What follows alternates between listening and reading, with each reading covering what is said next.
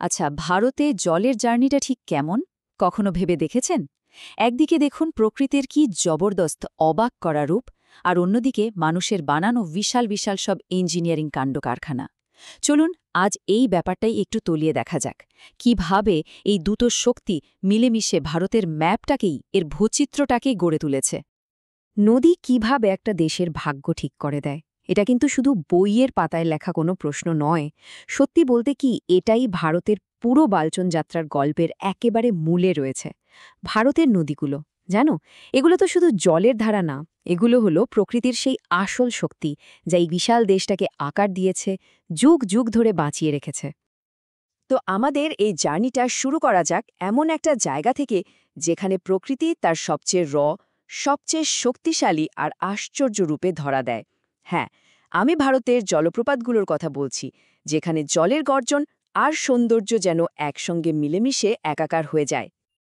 আচ্ছা, এই প্লাঞ্জ জলপ্রপাতটা ঠিক কী জিনিস?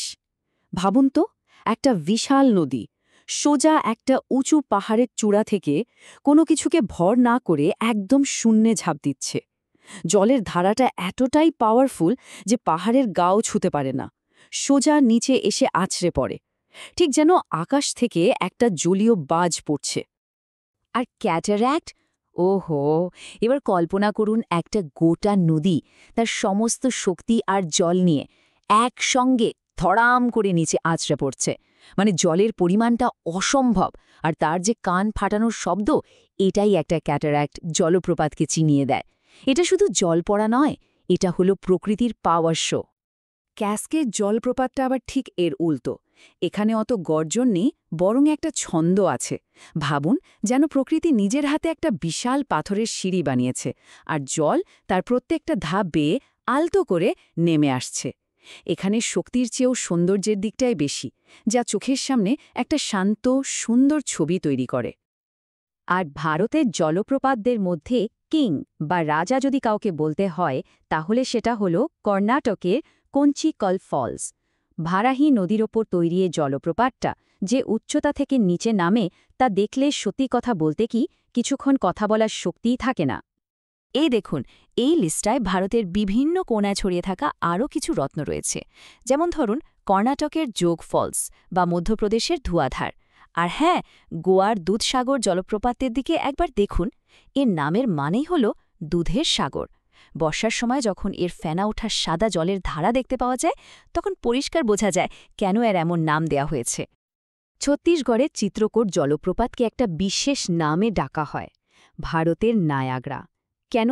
কারণ এর বিশাল বিস্তার, বিশেষ করে বর্ষার সময় যখন ইন্দ্রাবতী নদী জলে কানায় কানায় ভরে ওঠে, তখন চিত্রকূটের ওই চওড়া ঘোড়ার খুরের মতো আকারটা দেখলে যে কেউই বুঝবে কেন একে নায়াগ্রার সঙ্গে তুলনা করার লোভ সামলানো যায় না।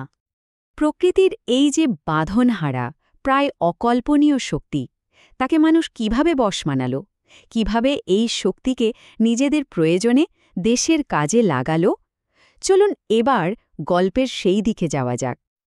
তো প্রশ্নটা হল, মানুষ কিভাবে এই অবিশ্বাস্য শক্তিকে নিয়ন্ত্রণে আনল? উত্তরটা কিন্তু লুকিয়ে আছে একটা জিনিসের মধ্যে, বাঁধ বা ড্যাম। আর এগুলোকে শুধু কংক্রিটের দেওয়াল ভাবলে কিন্তু মস্ত বড় ভুল হবে। এগুলো হল আধুনিক ভারতের এক একটা স্তম্ভ, এক একটা পিলার। আর এই বাঁধগুলো অনেকটা ইঞ্জিনিয়ারিং দুনিয়ার সুইস আর্মি নাইফের মতো, মানে একটা জিনিস কিন্তু কাজ করে অনেকগুলো। আর ঠিক এই কারণেই এদের বলা হয় বহুমুখী প্রকল্প বা মাল্টিপারপাস প্রজেক্ট। এদের প্রধান কাজগুলো দেখুন।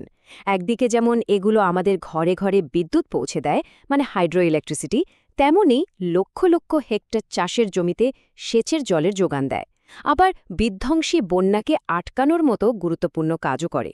আর সব শেষে সুন্দর পর্যটন কেন্দ্র তৈরি করে। সত্যি বলতে ভারতের উন্নয়নে এদের ভূমিকা অনেক। জলবিদ্যুৎ তৈরির ব্যাপারটা আসলে ফিজিক্সের একটা দারুণ মজার খেলা। প্রথমে বাঁধ দিয়ে জলকে অনেক উঁচুতে আটকে রাখা হয়। এতে জলের মধ্যে অনেক পরিমাণ স্থিতিশক্তি বা পোটেনশিয়াল এনার্জি জমা হয়। এরপর যখন সেই জলকে নিচের দিকে ছাড়া হয়, তখন সেই স্থিতিশক্তিটা গতিশক্তিতে বদলে যায়। আর ওই জলের তোড়েই বিশাল টারবাইনগুলো ঘুরতে শুরু করে, আর সেই ঘূর্ণন থেকে তৈরি হয় আমাদের সবার জন্য প্রয়োজনীয় বিদ্যুৎ।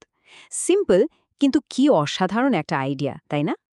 চলুন এবার ভারতের এমন কয়েকটা ইঞ্জিনিয়ারিং বিস্ময়ের দিকে তাকানো যাক, যেগুলো শুধু রেকর্ডই গড়েনি, আক্ষরিক অর্থে দেশের ভাগ্য বদলে দিয়েছে। প্রথমেই আসি তেহরি বাঁধের কথায়, যেটা উত্তরাখণ্ডে ভাগীরথী নদীর ওপরে তৈরি।